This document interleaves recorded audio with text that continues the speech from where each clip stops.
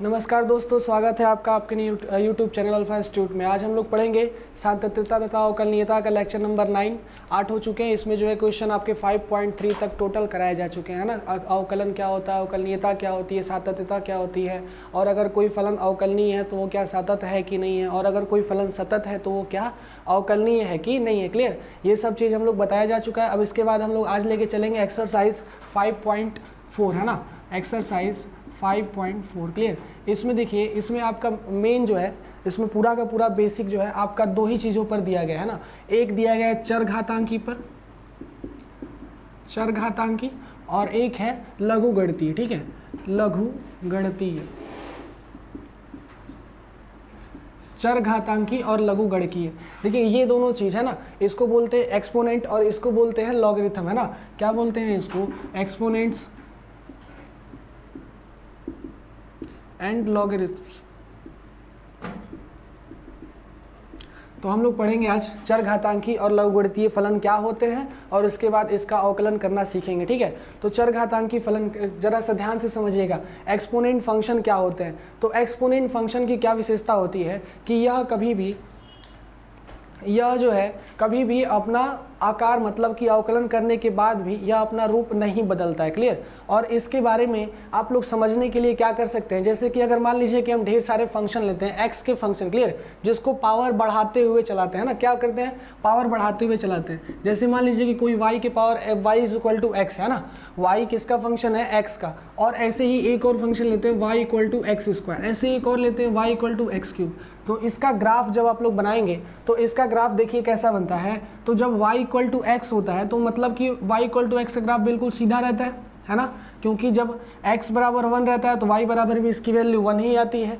जब x बराबर 2 होता है तो y बराबर भी इसकी वैल्यू 2 ही आती है। तो इसलिए ये ग्राफ क्या होता है? सीधा बनता चला जाता है। लेकिन जब y equal to x square होता है, तो जब x इक्वल टू 1 रहता है तब तो y इक्वल टू 1 ही रहता है ना। जब x इक्वल टू 1 रहता है तो y इक्वल टू भी क्या होता है? 1 ही रहता है। लेकिन जैसे ही x इक्वल टू 2 होता है, y इक्वल टू क्या होता है? 4। तो यहाँ से बाबू ये ग्राफ क्या होता है? थोड़ा सा ऊपर चढ़ना शुरू हो जाता है, ऐसे है ना, ऊपर चढ़ना शुरू हो जाता है। और वैसे ही जब इसको चलाते हैं y equal to x cube को, तो ये भी 1 तक तो ठीक चलता है, लेकिन इसके बाद और टेढ़ा हो जाता है। समझ में आ रहा है? इसका मतलब ये सब ग्राफ जो होते हैं वो बिल्कुल एक दूसरे से थोड़ा थोड़ा ऊपर की ओर बढ़ते जाते हैं ना। ये वाला y इक्वल टू एक्स का ग्राफ हो गया, ये y equal to x square का, और ये y equal to x cube का। ऐसे ही क्या होते हैं? ग्राफ सब बढ़ते चले जाते हैं ना, तो ऊपर की ओर बढ़ते हैं। तो ऐसे फंक्शंस को जो ग्राफ अपने आप को क्या करें? ऊपर की ओर बढ़ाए, इसे क्या बोलते हैं? चरघातांकी फलन है ना। तो चरघातांकी फलन समझ में आ रहा है? ये हमेशा बाबू क्या होता है कि अगर कोई फंक्शन है, क्लियर, तो उसको जो है किसी e के साथ रख लिया जाए, e के पावर x, तो ये कहलाता है बाबू क्या? Exponent function. क्या कहलाता है? Exponent function. और इसको अगर y इक्वल टू ई के पावर x कर दिया जाए तो ये क्या हो जाएगा बाबू? y का जो फंक्शन होगा वो कैसा होगा? एक्सपोनेंट फंक्शन होगा। क्लियर, y इक्वल टू ई के पावर x है ना। इसके बाद देखिए और क्या होता है कि इसकी विशेषता क्या होती है कि अभी आपको बताए, ये इसका अवकलन करने पर यह अपना ही रूप देता है ना। इसका कुछ भी अवकलन करिए तो जो ये फंक्शन है वही फंक्शन अवकलन करने के बाद भी मिलता है। समझ में आ रहा है? लेकिन बाबू क्या होता है, यह जो लॉगरिथम फंक्शन होते हैं, लघुगणकीय फलन है ना, लघुगणकीय फलन में क्या होता है कि इसमें फंक्शन जो होते हैं वो ऐसे लिखे जाते हैं, लॉग एक्स, ऐसे ही लिखा जाता है ना, लॉग एक्स, और बेस क्या रहता है? ई रहता है। हमेशा आप लोग को लॉग का फलन ऐसे ही दिखेगा, या तो कभी कभी आप लोग को ऐसा दिखता है लॉग एस एक्स बेस 2 है ना, या फिर कभी कभी ये भी दिखता है लॉग एक्स बेस 10 है ना। आज इन तीनों को समझेंगे कि यह तीनों फलन क्या होते हैं, लॉग एक्स बेस ई, लॉग एक्स बेस 2 और लॉग एक्स बेस 10। क्लियर, तो अब देखिए ये क्या होता है, जैसे कि मान लीजिए कि आपको कोई फंक्शन ऐसा मिला 2 के पावर x है ना, 2 के पावर x इक्वल टू 8। क्या मिला? 2 के पावर x इक्वल टू 8। अगर बाबू इसको लॉग में लिखना चाहेंगे तो ये लॉग में क्या हो जाता है? Log 8 base 2 equal to x हो जाता है। समझ में आ रहा है? लॉग 8 बेस 2 और इक्वल टू कितना हो जाता है? x हो जाता है। क्लियर है ना। तो यहाँ पे बाबू x की वैल्यू कितनी आती है? मान लीजिए कि यहाँ पे 3 रखा गया, x की जगह पे डायरेक्टली 3 रख दिया गया, तो यहाँ पे क्या हो जाएगा?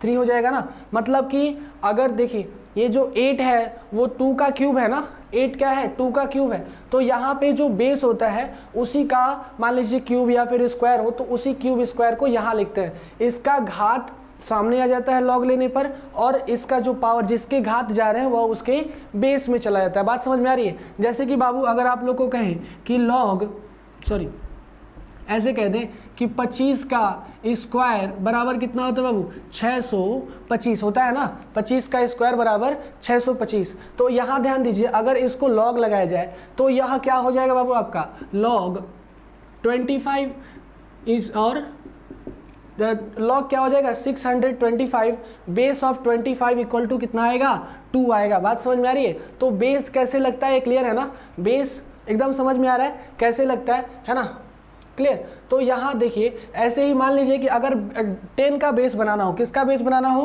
10 का बेस, तो अगर ऐसे लिख दे आपको 10 के power cube is equal to 1000 होता है ना, 10 का क्यूब इज इक्वल टू 1000, तो इसको क्या लिखेंगे बाबू 10 का क्यूब इज इक्वल टू 1000। इसको अगर 10 का बेस बनाना है तो क्या लिखेंगे 10 लॉग 1000 बेस 10 इक्वल टू कितना हो जाएगा बाबू 3 हो जाएगा। बात समझ में आ रही है? तो यहाँ पे ऐसे ही क्या होता है लॉग का बेस बनता है ना, लघुगणकीय का बेस बनता है। बात समझ में आ रही है? तो यह लघुगणकीय फलन होता है और यह क्या होता है एक्सपोनेंट फलन, दोनों एकदम क्लियर है ना, एक्सपोनेंट फलन और लघुगणकीय फलन। बाबू इसी का हम लोग को क्या करना है अवकलन करना है, क्योंकि अभी हम लघुगणकीय पढ़ रहे हैं तो कुछ लघुगणकीय फलनों का हम क्या करते हैं प्रॉपर्टी जान लेते हैं, क्योंकि प्रॉपर्टी आप लोग पहले भी सीख चुके होंगे है ना, लेकिन जान लेते हैं एक बार और प्रॉपर्टी कि log x का होता क्या है। मान लीजिए कि कहीं आपको फलन ऐसा दिख रहा है log e base m into n है ना, log mn base e, log m into n base e। m और n क्या है बाबू वेरिएबल है, तो कभी भी log में अगर दो वेरिएबल मल्टीप्लाई रहते हैं तो यह क्या हो जाता है log की क्वालिटी होती है कि यह इसको प्लस कर देता है। समझ में आ रहा है? लॉग की क्या क्वालिटी होती है इसको यह प्लस कर देता है। ये दोनों वेरिएबल है मल्टीप्लाई में होते हैं लेकिन इसको क्या कर देता है यह प्लस कर देता है। समझ में आ रहा है? इसके बाद अब लॉग का एक और क्वालिटी देखिए, अगर लॉग बेस ई है और यहाँ m अपॉन n हो गया, अगर डिवाइड में है वेरिएबल तो यह इसको क्या कर देता है माइनस कर देता है। समझ में आ रहा है? लॉग क्या करता है वेरिएबल को माइनस कर देता है ना। अगर बाबू इसकी तीसरी प्रॉपर्टी देखिए, अगर log a बेस m के पावर n चढ़ गया, पावर अगर ऊपर चढ़ गया तो यह log की क्या क्वालिटी होती है कि इस m के पावर n को आगे कर देता है, n को क्या करता है आगे कर देता है और मल्टीप्लाई कर लेता है, तो ये हो जाता है n log m base e। Clear? n log m base e, ये तीनों क्वालिटी समझ में आ रही है बाबू। यह तीनों का ही हम क्या करेंगे अवकलन में यूज करेंगे है ना। अभी हम क्या करते हैं बस यही तीन पढ़ते हैं क्योंकि इन्हीं तीनों का हमें अवकलन में क्या है यूज है। बात समझ में आ रही है? तो इसके बाद बाबू बिना समय गंवाए हम लोग स्टार्ट करते हैं अपना अगला चैप्टर। क्लियर? अगला चैप्टर तो चलिए देखते हैं 5.4 है ना, इसमें बस लघुगणकीय है और क्या एक्सपोनेंट फंक्शन है जिसका हमको अवकलन करना है। क्लियर? लघुगणकीय और एक्सपोनेंट फंक्शन।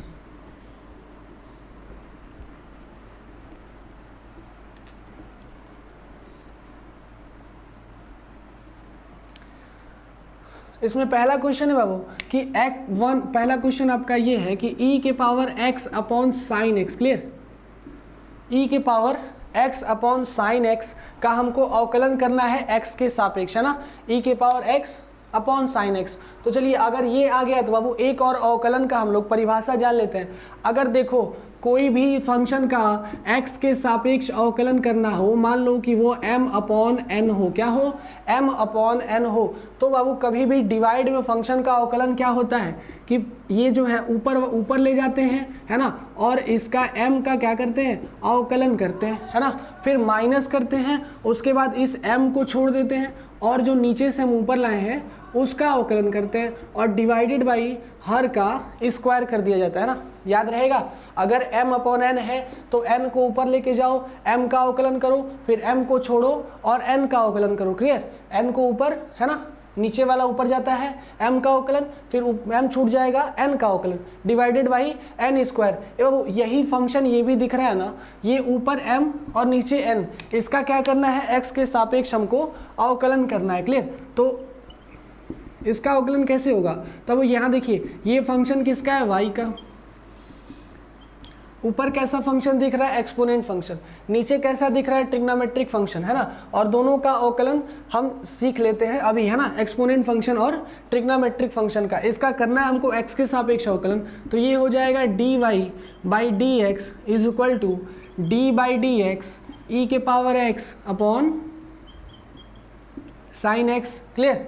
e के power x upon sine x अवकलन करना है, m अपॉन n है, फॉर्मूला क्या लगेगा, ऊपर ले जाएंगे दूसरे का अवकलन, है ना, फिर माइनस करके पहले का अवकलन दूसरे को छोड़ देंगे, है ना। तो बाबू यहाँ ध्यान दो, अगर हम फंक्शन करते हैं ऐसे d by d x, clear, इस हिसाब से करते हैं, तो ये साइन एक्स ऊपर जाएगा, साइन एक्स ऊपर ले जाइए, और अवकलन किसका करना है अभी, e के पावर x का। क्लियर? उसके बाद माइनस करेंगे और e के पावर x को छोड़ेंगे और अवकलन किसका करेंगे, साइन का करेंगे। बात समझ में आ रही है?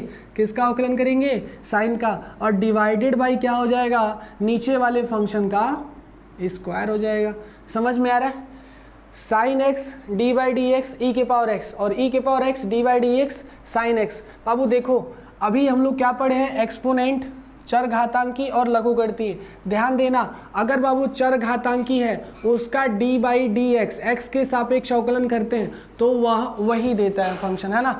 अगर बाबू कोई लघुगणकीय फलन है log x, कोई फलन क्या है log x है, तो इसका होता है 1 अपॉन x। बात समझ में आ रही है? क्या होता है 1 अपॉन x, दोनों याद रखना है। अब यहाँ देखिए e के पावर x का अवकलन क्या होगा, e के पावर x, और साइन x का अवकलन क्या होगा, cos x। क्लियर? तो यहाँ से बाबू आपको क्या मिलेगा, साइन x इंटू ई के पावर x, क्योंकि इसका अवकलन तो यही होता है, माइनस ई के power x into cos x. समझ में आ रहा है? साइन x का अवकलन क्या हो जाएगा, cos x, और divided by sine square x. Clear है ना, साइन स्क्वायर एक्स। एवं इसके बाद ये फंक्शन क्या मिलेगा आपको, यहाँ देखिए cos x e के पावर x कॉमन हो जाएगा, e के पावर x कॉमन ले लेते हैं, उसके बाद मिलेगा sine x minus cos x divided by sine square x, है ना। Sine x minus cos x divided by sine square x, और यही हमारा क्या हो जाएगा, आंसर। समझ में आ रहा है? फंक्शन क्लियर है ना। अगर बाबू कोई एक्सपोनेंट फंक्शन है तो उसका अवकलन वही होता है ना। अगर बाबू देख लो, अगर फंक्शन ऐसा है कि d by d x e के पावर माइनस एक्स, क्या है, e के पावर माइनस एक्स, तो यह माइनस आगे आ जाता है और फंक्शन फिर भी ऐसा ही रहता है। समझ में आ रहा है? माइनस ई के पावर माइनस एक्स हो जाता है। बात क्लियर है ना। और बाबू अगर एक्सपोनेंट फंक्शन ऐसा है कि d by d x e के पावर 2x, ऐसा भी तो दिख सकता है, पावर में बढ़ा दे तो वो यह जो पावर है वह क्या हो जाता है, आगे आ जाता है, तो 2e के पावर 2x। क्लियर? ये हो जाता है ना, 2e के पावर यहाँ हो जाता है 1x, है ना, एक घट जाता है, 2 माइनस 1 2e के पावर x। बात समझ में आ रही है? यहाँ पर n घट जाता है लेकिन 2e के पावर x हो जाता है। क्लियर? तो अब यह फंक्शन हमेशा आप लोग को क्या करना है, याद रखना है। क्लियर है ना। इसके बाद देखिए बाबू, यह पहला नंबर क्वेश्चन ऐसे ही होगा। इसके बाद दूसरा क्वेश्चन देखते हैं।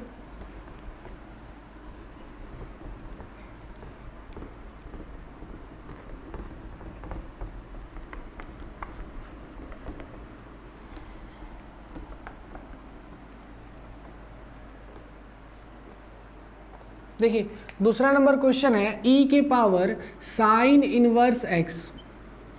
क्या है क्वेश्चन बाबू? e के पावर साइन इनवर्स x, इसका हमको क्या करना है, अवकलन करना है, x के सापेक्ष करना है, ठीक है ना। तो e के पावर साइन इनवर्स x, इसका अवकलन करते हैं। तो ये मान लीजिए फंक्शन किसका है, y का, y is equal to e के पावर साइन इनवर्स x, है ना। अब इसका अवकलन करना है तो हम क्या करेंगे, dy by d x equal to क्या हो जाएगा, d by d x e के पावर साइन इनवर्स x, ठीक है ना।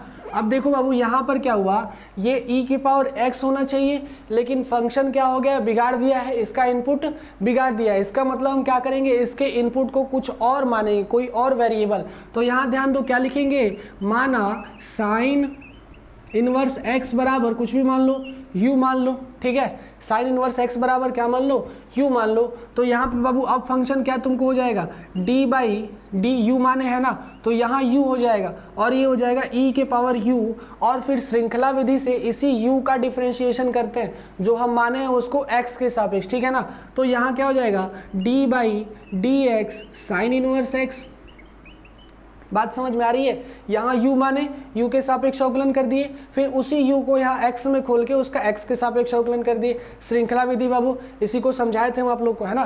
तो अब यहाँ पे अब फंक्शन क्या हो जाएगा, e के पावर u का डिफरेंशिएशन u के सापेक्ष बिल्कुल वही आएगा जी, जहाँ पे ये है ना e के पावर x, क्लियर। तो ये क्या हो जाएगा, e के पावर u हो जाएगा, है ना, e के power u into d by d x sine inverse x। Sine inverse x का डिफरेंशिएशन पिछले लेक्चर में हम बताए थे कि साइन इनवर्स x का डिफरेंशिएशन क्या होता है, 1 upon under root 1 minus x square होता है ना। अब यहाँ पे अब क्या करो, u की वैल्यू रख दो, जो u का मान माने थे वो यहाँ पे रख दो। तो अब फंक्शन क्या हो जाएगा आपका, e के power sine inverse x into 1 upon under root 1 minus x square. यही हो जाएगा हमारा क्या बाबू, आंसर। बात समझ में आ रही है। एक्सपोनेंट क्लियर हो रहा है ना। एक्सपोनेंट का अवकलन हमेशा वही रहता है, बस अगर इसका इनपुट बिगाड़ दिया, इसका पावर बिगाड़ दिया, तो उसको एक नया वेरिएबल मानते हैं, है ना, एक नया वेरिएबल मानते हैं और उस वेरिएबल का भी अवकलन करते हैं। समझ में आ रहा है। और जब तक x के सापेक्ष में हम अवकलन ना कर लें, तब तक यह ऐसे श्रृंखला विधि में बढ़ते चला जाता है। मान लीजिए ये भी बिगड़ा होता, इसका भी इनपुट बिगड़ा होता, तो इसको v मानते, है ना, जैसे पीछे बताया, इसको v मानते, v के सापेक्ष करते, फिर उस v, अगर v नहीं बिगड़ा है तो उसका x के सापेक्ष करते। तो अब यही क्या कहलाता है, हमारा श्रृंखला विधि। क्लियर है ना। यह फंक्शन, बात समझ में आ रही है। e के पावर साइन इनवर्स x का जो डिफरेंशिएशन होगा वो क्या मिलेगा हमको, e के power sine inverse x upon 1 minus under root 1 minus x square. Clear है ना। अब फंक्शन समझ में आ रहा है। इसके बाद देखिए बाबू, फंक्शन ऐसे ही आगे बढ़ते चलते हैं एक्सपोनेंट फंक्शन में, एक्सरसाइज में जैसे दिया हुआ है, ठीक है ना। तो देखो इसके बाद बाबू, फंक्शन कभी भी अगर एक्सपोनेंट का आपको मिलता है और उसका अगर इनपुट नहीं बिगड़ा है तो उसका डिफरेंशिएशन वही होगा, और इनपुट अगर बिगाड़ दिया है तो उसको थोड़ा सा क्या करना होगा, ध्यान देना होगा। जैसे कि क्वेश्चन अगला दिया हुआ है, e के पावर x के पावर 3, है ना। देखो e के पावर x होना चाहिए, लेकिन e के पावर x के पावर 3 हो गया। तो अब इस फंक्शन में क्या करें, e के पावर x के पावर 3 का, तो यहाँ देखो इनपुट बिगाड़ दिया ना, बिगाड़ दिया, तो इसको कैसे सॉल्व करेंगे, क्या करेंगे बाबू, श्रृंखला विधि लगाएंगे ना। x के पावर 3 को कुछ और वेरिएबल मान लेंगे, x के पावर 3 को माना क्या करेंगे, माना x के power 3 is equal to u। Clear. तो अब यहाँ पे क्या हो जाएगा, u, और फंक्शन अब बिगड़ा नहीं, बना हुआ दिख रहा है, लेकिन u के सापेक्ष दिख रहा है। अगर बाबू यह फंक्शन ऐसा है, e के पावर x के पावर 3, हम इसको u मान लिए, तो इधर क्या होगा, dy बाई dx, और इधर क्या होगा, e के पावर u है ना, e के पावर क्या है, u है, तो इसका किसके सापेक्ष करेंगे, u के सापेक्ष। और इसके तुरंत बाद u की वैल्यू रखो, एक्स क्यूब, देखो x मिल गया, तो इसको किसके सापेक्ष करेंगे, x के सापेक्ष। समझ में आ रहा है। d बाई डी यू, ई के power u into d by d x, E x का क्यूब। क्लियर। तो यहाँ पे बाबू अब फंक्शन आपका क्या हो जाएगा, e के पावर u का डिफरेंशिएशन e के पावर u ही होता है ना। लेकिन बाबू देखो x का अगर क्यूब है, तो x का क्यूब है, तो यह क्यूब क्या होता है, बताए थे कि अगर x के पावर n हो और इसका डिफरेंशिएशन करना हो, तो यह क्या होता है, n आगे आ जाता है और x के पावर n माइनस 1 हो जाता है ना। एक पावर घट जाता है और यह वाला पावर आगे आ जाता है। तो यहाँ क्या होगा, 3 इंटू एक्स इंटू 3 माइनस 1 हो जाएगा। बात समझ में आ रही है। 3 इंटू एक्स इंटू 3 माइनस 1। तो यहाँ पे बाबू u की वैल्यू कितनी है, u की वैल्यू रख लिया जाए, कितना माने थे, x क्यूब। तो यहाँ कितना हो जाएगा, e के पावर x का क्यूब इंटू 3x स्क्वायर, 3 आगे लेके चले आओ, x स्क्वायर दोनों, तो 3x स्क्वायर e के पावर x का क्यूब। यही हमारा क्या हो जाएगा, dy बाई dx, हमारा क्या हो जाएगा, आंसर। बात समझ में आ रही है, बात क्लियर है ना। 3x² EX का क्यूब। क्लियर। अगर बाबू कोई फंक्शन का इनपुट बिगाड़ दिया तो उसका इनपुट बिगाड़ा मतलब उसको नया वेरिएबल मानेंगे, उस वेरिएबल को क्या करेंगे यहाँ तो उसी वेरिएबल को उसी वेरिएबल के सापेक्ष और उसी को आगे खोल के श्रृंखला विधि में x के सापेक्ष अवकलन करेंगे। बात समझ में आ रही है। तो इस हिसाब से यह फलन क्या हो जाएगा e के पावर x³ इंटू 3x²।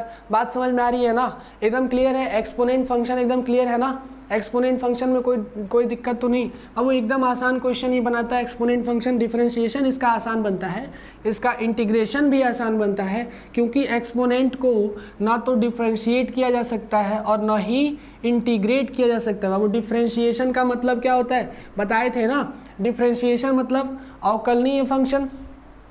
और अवकलनीय फंक्शन कब होगा जब उसका हम अब आप लोग को बताए थे कि f' बराबर f है ना, fx minus fc upon x minus c, अगर उस पर एग्जिस्ट करता है तभी फलन क्या होता है अवकलनीय होता है। और इसको हम लोग ग्राफ से भी सीखे थे ना कि ग्राफ पर क्या कि एक स्लोप लगाए, उसी स्लोप पर थोड़ा सा आगे थोड़ा सा पीछे। इसका मतलब अगर कोई फलन अवकलनीय है तो वह फलन किसी भी, अगर कोई ग्राफ है किसी भी फंक्शन का ग्राफ है तो उसके स्लोप वहीं से गुजरना चाहिए, कहीं ना कहीं एक पॉइंट से गुजरना चाहिए, और जिस पॉइंट से गुजरेगा उसी को अवकलनीय फंक्शन कहते हैं, अवकलनीय फलन, है ना। बात समझ में आ रही है। तो अवकलन वो होता है और इंटीग्रेशन क्या होता है समाकलन। हम आगे पढ़ेंगे कलन में समाकलन क्या होता है। तो समाकलन में क्षेत्रफल निकालता है, समाकलन फलन को बड़ा बनाता है और अवकलन फलन को छोटा बनाता है, दोनों में यही क्वालिटी है। क्लियर। चलिए देखते हैं इसके बाद हम लोग अगला क्वेश्चन, है ना। इसके बाद अगला क्वेश्चन चौथा नंबर, साइन tan इनवर्स e के पावर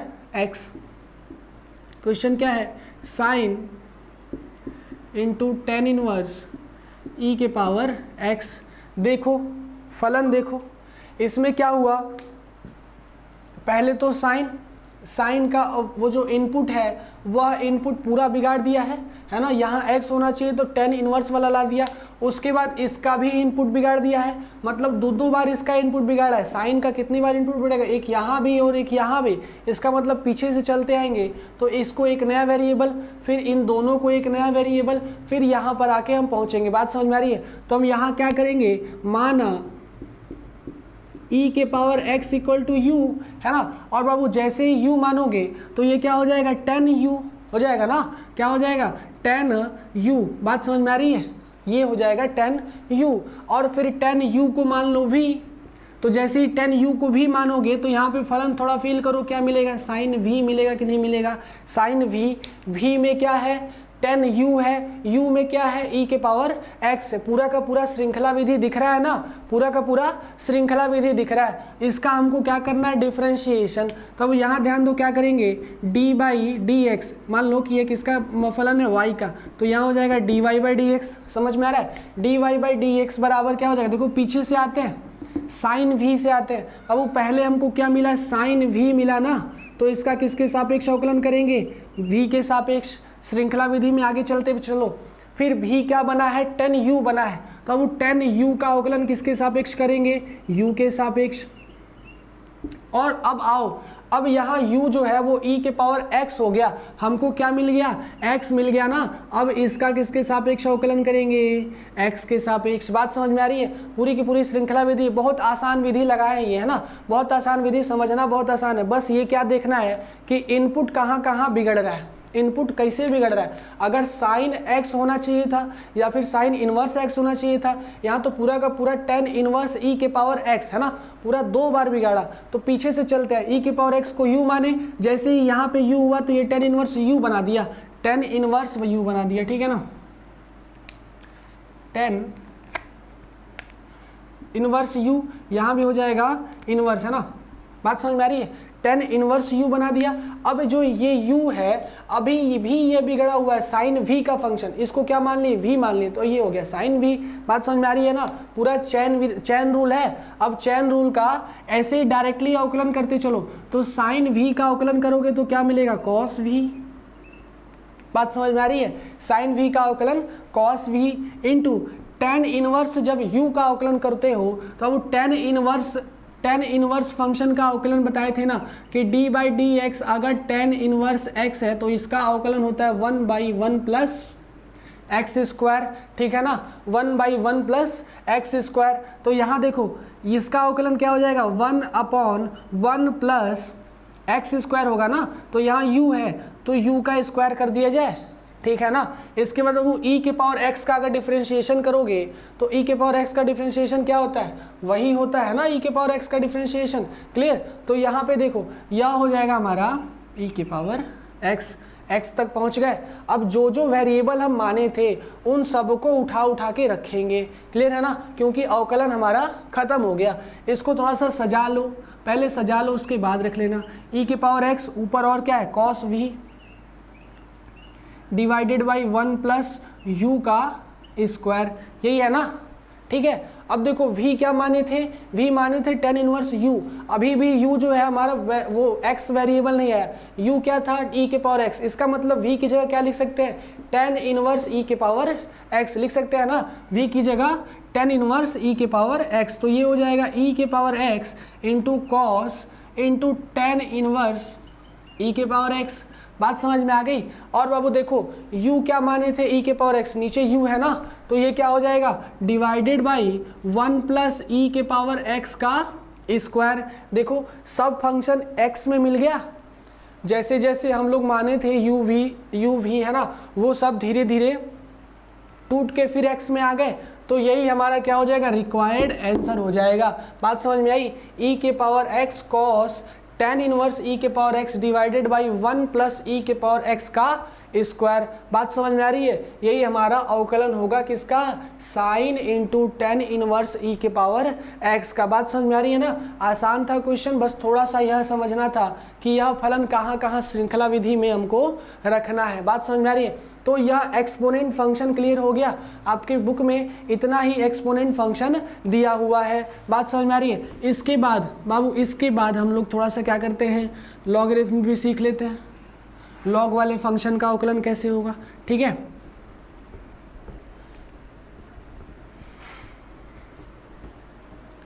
इसके जस्ट आगे बाबू क्वेश्चन है, क्वेश्चन नंबर 5 आपका है कि log cos inverse log cos ई एक्स। क्या है बाबू आपका question number 5, log cos e के पावर एक्स, ठीक है। लॉग कॉस ई के पावर एक्स, ज़रा ध्यान दो, इसमें लघुगणितीय भी फलन आ गया और चरघातांकी फलन भी आ गया ना, लघुगणितीय भी आ गया और चरघातांकी भी आ गया। तो अब इन दोनों का अवकलन करेंगे, लेकिन अवकलन होता किधर से, पीछे से आते हैं। श्रृंखला विधि इसमें भी दिख रहा है, लॉग एक्स होना चाहिए था, लेकिन एक्स की जगह पे क्या दिख रहा है, कॉस ई के पावर एक्स दिख रहा है ना, एक्स की जगह पे कॉस ई के पावर एक्स दिख रहा है। इसका मतलब इसको क्या करना होगा, हमको एक नया वेरिएबल मानना पड़ेगा ना, इसको एक नया वेरिएबल u v कुछ भी मान लो। देखो तो पीछे से आते हैं, पीछे से पकड़ते चलो। इसमें सबसे पहले e का जो वो है, मान लो कि पहले फंक्शन क्या है, y is equal to log cos e के पावर x।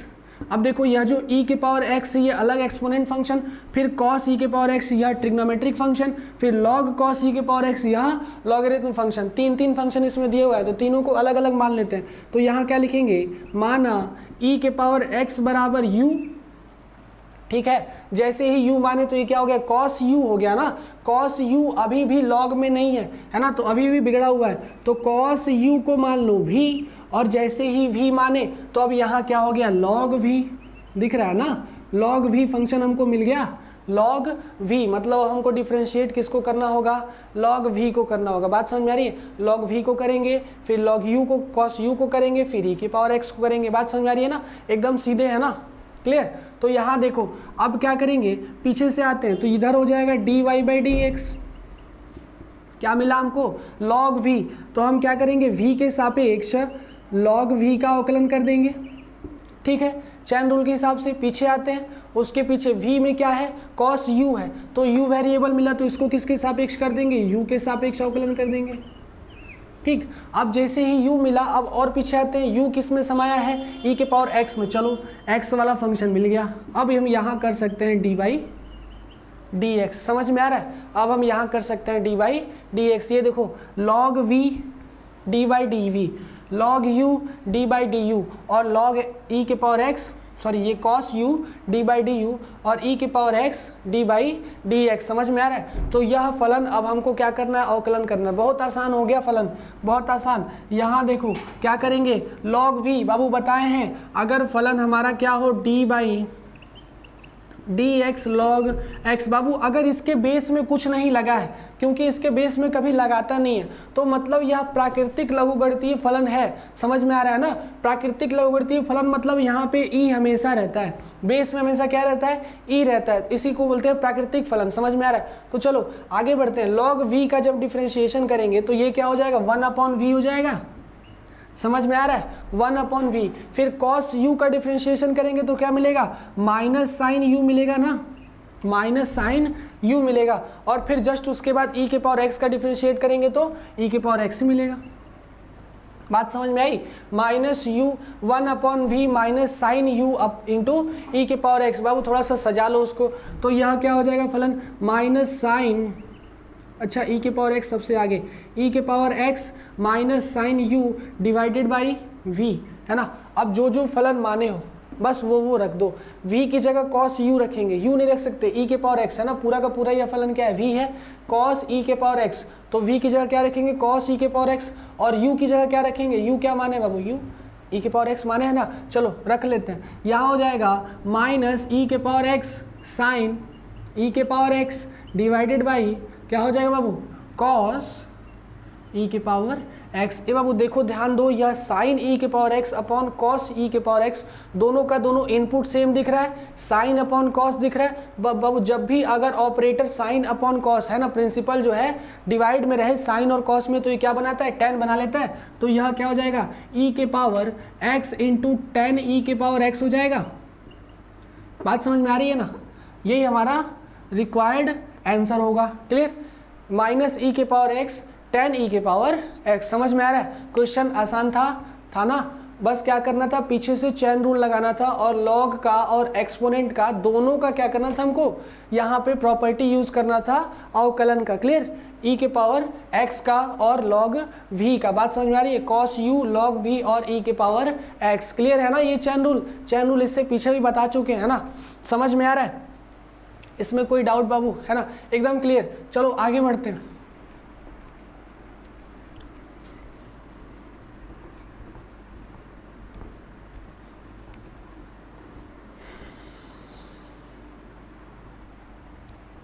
चलो देखो, इसके बाद बाबू आपका अगला क्वेश्चन क्या है, अगला क्वेश्चन आपका आता है क्वेश्चन नंबर 6, है ना। क्वेश्चन नंबर क्या आता है, 6 आता है आपका क्वेश्चन, e की पावर x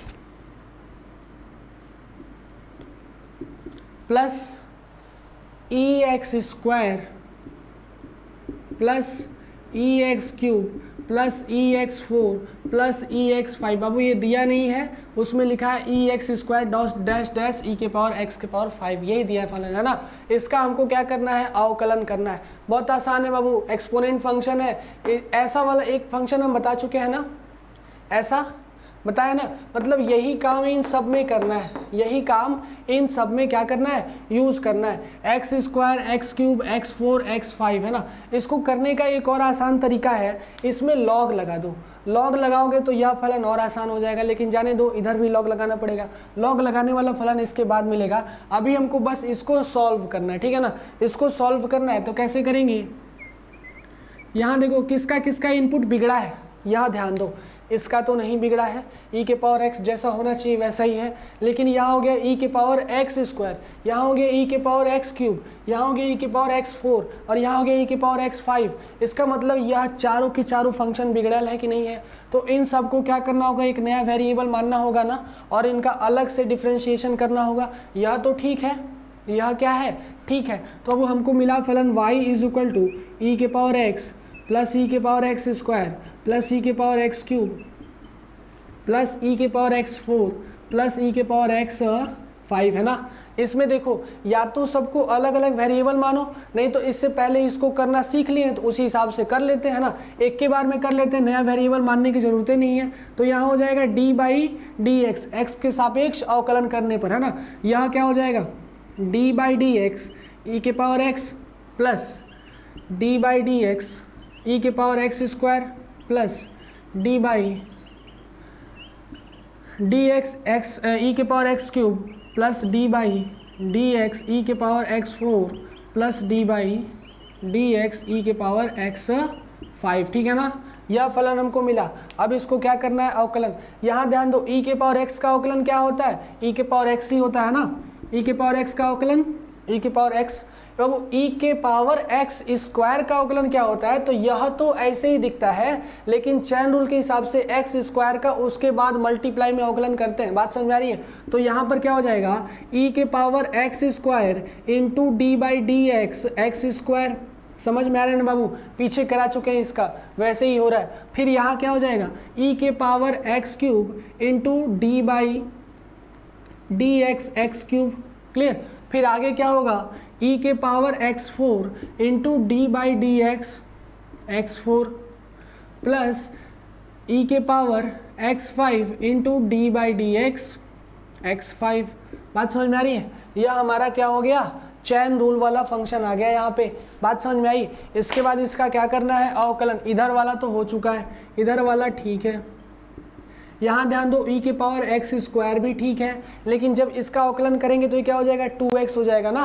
कितना हो जाएगा, 2 इंटू एक्स प्लस ई के पावर एक्स क्यूब भी ठीक है। इसका करेंगे तो 3x स्क्वायर, एक पावर है आगे आ गया और एक पावर कम हो गया। इसके बाद जब आगे वाले का करेंगे तो ये हो जाएगा ई के पावर x इंटू 4x का क्यूब। समझ में आ रहा है ना।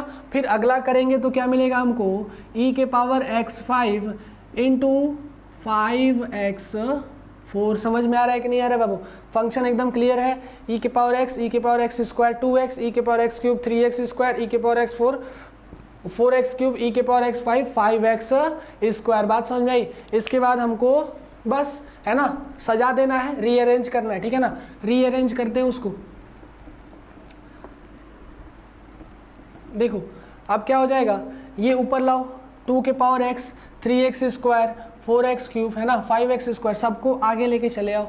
तो यहाँ बाबू देखो फलन हमारा क्या मिलेगा, ई के power x plus 2x e के पावर x स्क्वायर है ना प्लस 3x स्क्वायर ई के power x cube plus 4x cube e के पावर x4 प्लस 5x4 ई के पावर x5। समझ में आ रहा है बाबू, ई के पावर x5।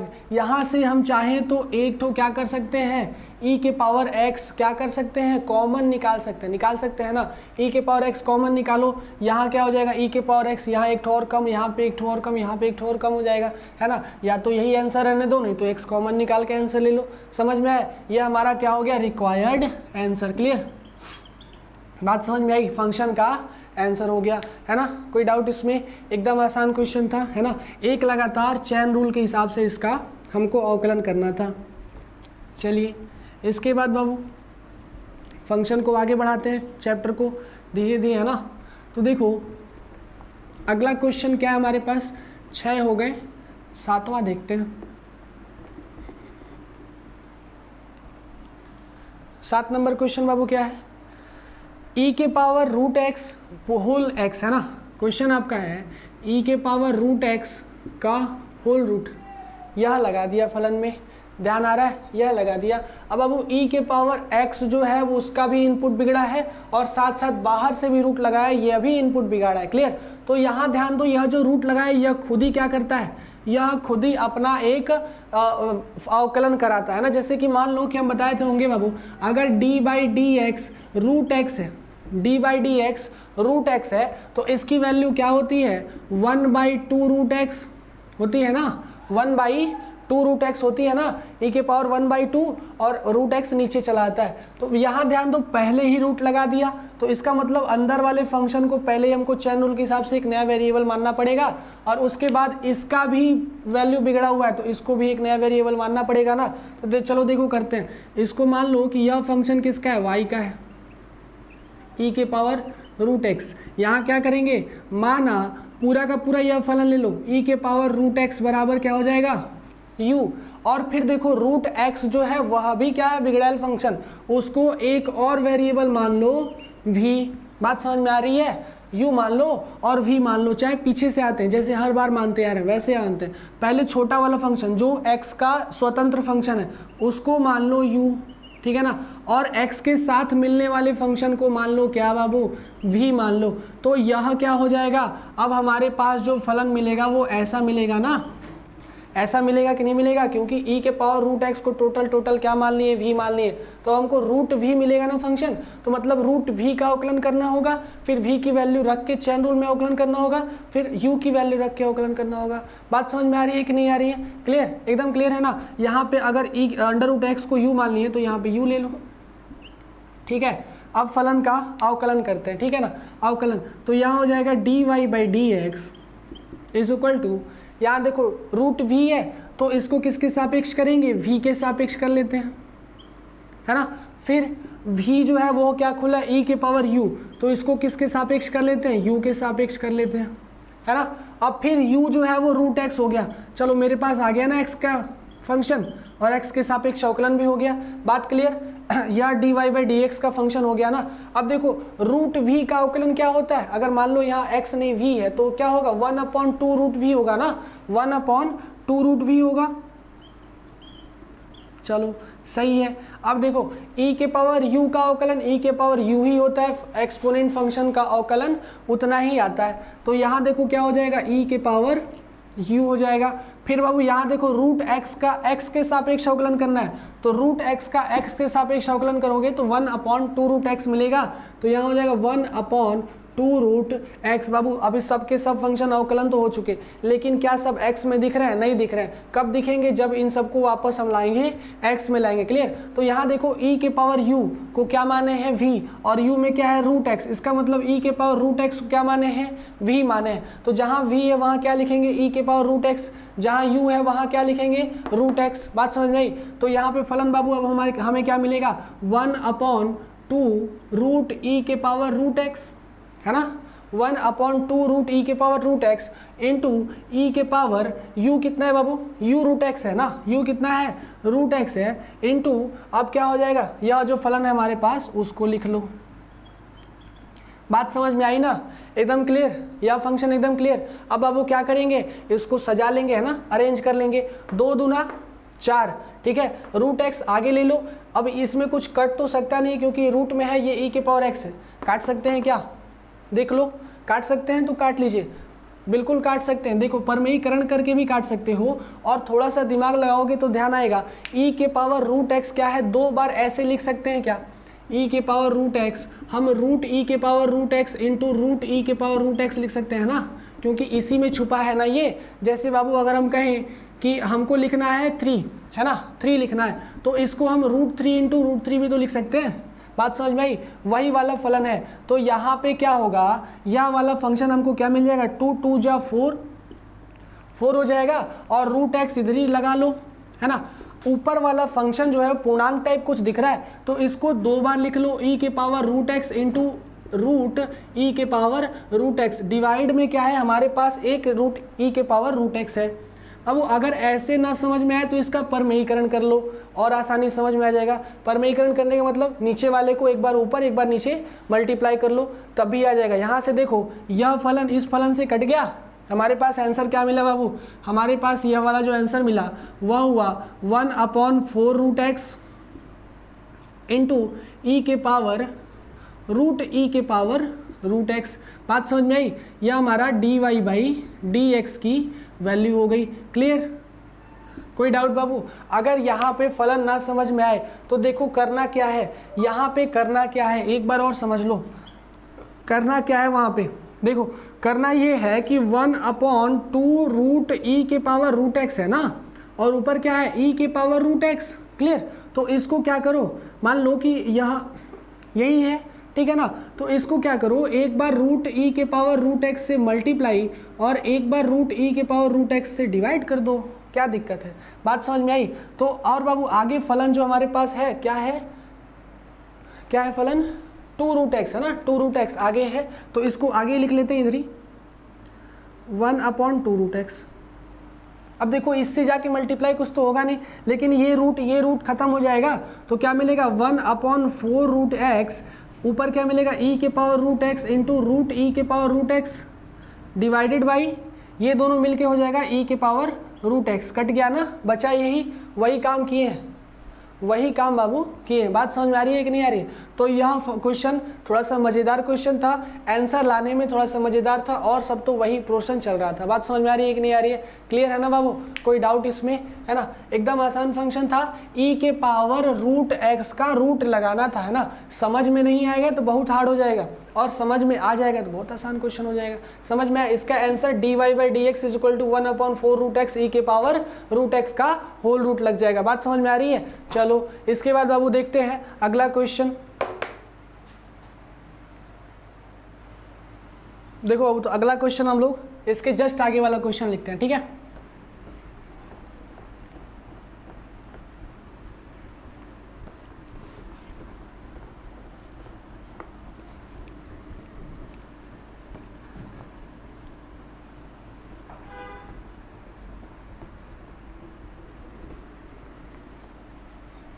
इसके बाद अगला क्वेश्चन आपका है 8 number, log log x. Clear?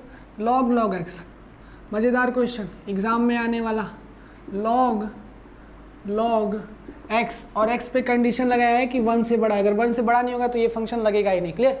1 से बड़ा है फंक्शन, और क्या हो गया, लॉग लॉग एक्स हो गया। यहाँ भी देखो कि अगर हम ध्यान दें, लॉग एक्स का अवकलन जानना चाहें तो लॉग एक्स का अवकलन होता है 1/x। अगर log x हो तो ना, इनपुट x हो तो ना, यहाँ तो इनपुट बिगाड़ दिया, x की जगह क्या कर दिया, log x कर दिया।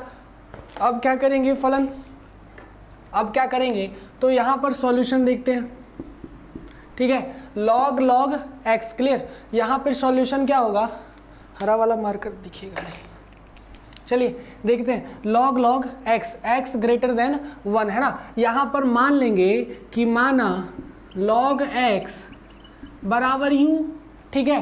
तो अब ये फंक्शन कैसा हो जाएगा, log u हो जाएगा ना। log u हो गया कि नहीं हो गया? इसको पूरा u मान लिए, तो अब log u का क्या करेंगे, u के सापेक्ष अवकलन करेंगे। log u का u के सापेक्ष अवकलन करेंगे, और इधर हमको क्या मिलेगा, dy बाई dx मिल जाएगा ना, dy बाई dx। और अगर u के सापेक्ष कर रहे हैं तो हमारा फंक्शन u में तो है नहीं, जस्ट इसके बाद श्रृंखला विधि लगाएंगे और u की जगह log x रख के इसका भी अवकलन कर देंगे, d by d x log x. बात समझ में आ रही है? d by d x log x. ये बाबू ध्यान दो, log u भी दिख रहा है, log x भी एक ही चीज़ दिख रहा है, लेकिन बस क्या है, इन दोनों का इनपुट बदल गया है ना, दोनों का क्या हुआ है, इनपुट बदल गया है, तो बदल लेते हैं ना। अब ये क्या हो जाएगा, log u का अवकलन 1/u हो जाएगा। क्लियर? और log x का अवकलन 1/x हो जाएगा, है ना। u क्या माने थे, log x रख लो, तो यहाँ हो जाएगा 1/x इंटू 1/log x। बात समझ में आई? 1/x इंटू 1/log x, मतलब हमको क्या मिला, dy by d x is equal to 1/x log x। समझ में आया? अगर बाबू log x का अवकलन करेंगे तो क्या मिलेगा, 1/x log x। बात समझ में आ रही है? तो बाबू इसके बाद जो है क्वेश्चन सब आसान आसान है ना। अगर चाहते हैं तो अगला भी 2 क्वेश्चन बता देते हैं, क्लियर है ना। तो एक पूरी की पूरी एक्सरसाइज हम ही सॉल्व कर देंगे, है ना। पूरी की पूरी एक्सरसाइज केवल 10 क्वेश्चन है, और लगातार 8 क्वेश्चन आप लोग को बता दिया गया। इसके बाद देखिए, अगर अगला क्वेश्चन लेना चाहें, अगला क्वेश्चन आपका क्या है, cos x upon log x। क्या है, cos x upon log x। तो इसको क्या करिएगा आप लोग, एक बार ट्राई करिएगा, है ना। cos x upon log x, log x और x ग्रेटर देन 0। क्वेश्चन आपका ये है, cos x upon log x, x greater than 0। इसको एक बार आप ट्राई करिएगा, ठीक है ना। 8 क्वेश्चन हम बता दिए, ये वाला आपको ट्राई करना है, cos x upon log x, और x क्या होना चाहिए, ग्रेटर देन 0 होना चाहिए। क्लियर है ना, ग्रेटर देन 0। इस क्वेश्चन को आप लोग को बनाना है ना। इसके बाद बाबू 10 नंबर क्वेश्चन आपका क्या है, 10 नंबर क्वेश्चन है आपका कि cos log x plus e की पावर x, है ना। क्या है, cos log x plus e के पावर x। यहाँ भी देखो इसका इनपुट क्या हो गया है, बिगाड़ दिया गया है, log x प्लस e के पावर x। लेकिन मज़ेदार बात क्या है कि इसमें लॉगरिथम फंक्शन भी है और एक्सपोनेंट फंक्शन भी है, लेकिन दोनों का दोनों क्या है, प्लस में है। क्लियर है ना, प्लस में है तो इसका अवकलन करना हमको आसान पड़ेगा। ठीक है ना, आसान पड़ेगा। चलिए 10 नंबर क्वेश्चन बता देते हैं। 9 नंबर आप लोग स्क्रीनशॉट ले लीजिए, आप लोग को इसको बनाना है, एक बार ट्राई करना। ठीक है ना, चलो देखो क्वेश्चन नंबर 10 है cos log x plus e के पावर x, है ना।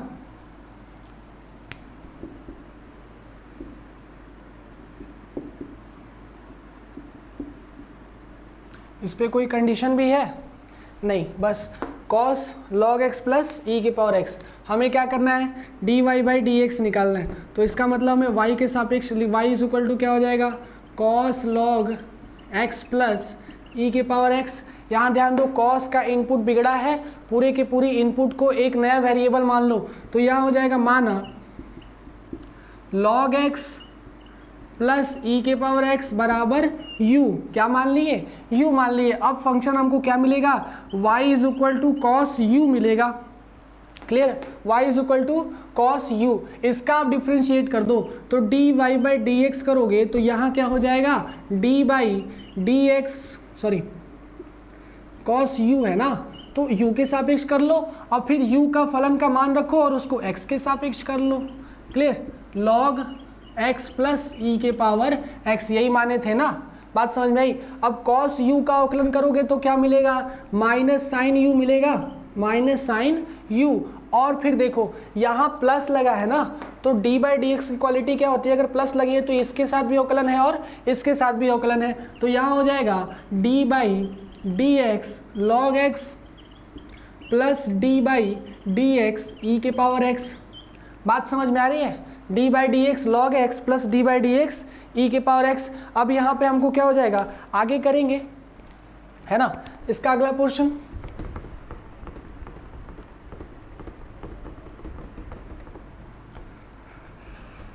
यहाँ देखो, यह जो हमारा फलन है वह क्या हो जाएगा,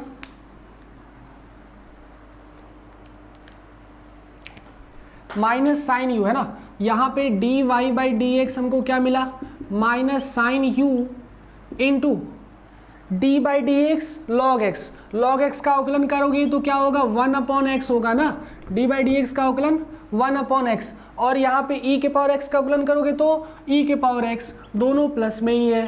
बात समझ में आ गई, 1 अपॉन एक्स इंटू ई के पावर x।